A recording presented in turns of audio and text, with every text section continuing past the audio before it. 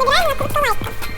Вот я набрала накрутка лайков в ВК, и у нас сразу высвечивается вот много накруток лайков, там много чего. Ну, у меня есть свой проверенный способ. Итак, и вот у нас наша накрутка.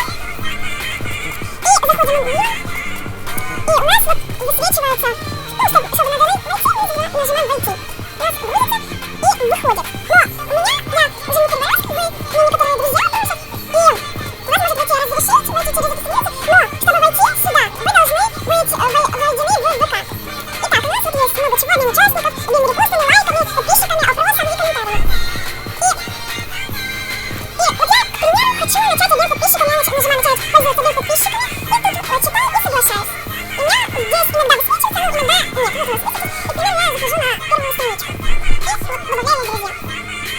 Так делаю много раз, пока у меня не будет вот здесь на счету сколько лайков. К примеру, я хочу накрутить свою фотку. Сейчас найдем фотографию. К примеру, хочу вот эту. Я копирую его. Фотографию. Нажимаю сюда. Вот, ввожу. И выбираю вот сильно, мне будет нравиться последний. И нажимаю